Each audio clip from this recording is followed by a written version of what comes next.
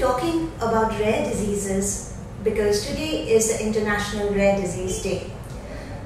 Rare diseases, 80% of them would be genetic disorders.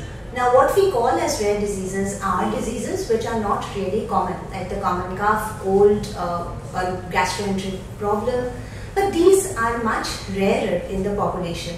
ICMR has said that a rare disease is defined when the incidence is 1 in 2500. Every country has its own definition of rare diseases, and in India we follow the ICMR guidelines, though we don't have a disease registry. Now India is a melting pot of such rare diseases. The reason being 80% of these disorders are genetic in nature. India, having an endogamous society with specific marriage cultures and prevalent consanguinity, there is chance that the aberrant genes gets amplified through founder effect, as a result of which the genetic load of rare diseases is much higher.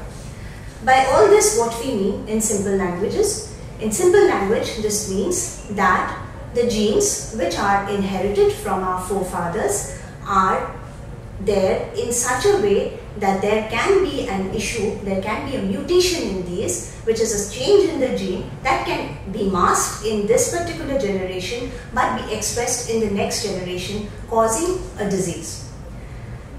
In India, the incidence of rare diseases ranges from 1 to 2500 to 1 in 60,000 also.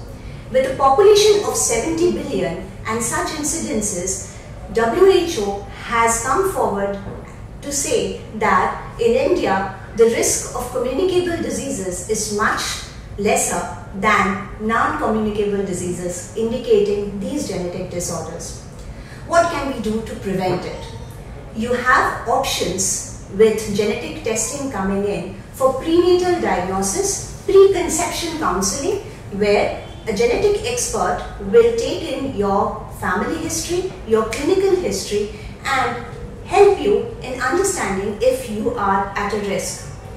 In India, the carrier incidence of diseases like congenital adrenal hypoplasia or SMA ranges from 1:16 to 1:50, which is very high.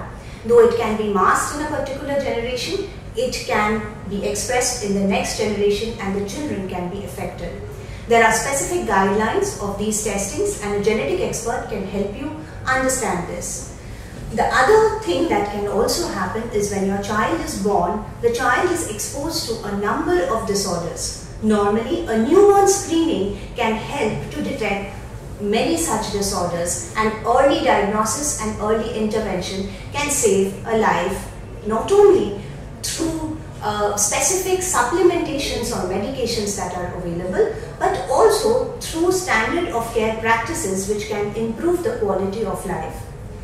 So for all of you, it would be an intelligent thing to do if you can consult a genetic expert.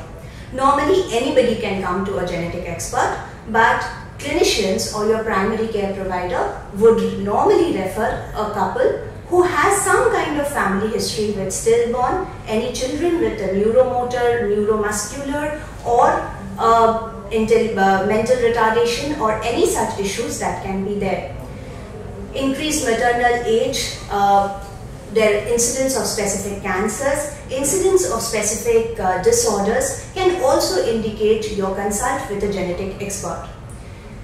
Also, if your child is showing neuromuscular problems, neurodevelopmental problems or problems like autism, you should also ask for a visit to the genetic expert. Many a times genes identified can help to improve the quality of life and also help to improve the care which is being provided to you. At Bhagirathi Neotia, New Town, Rajarhat, we do have such genetic clinic. You can come and approach us for any of such disorders and we are there to help you.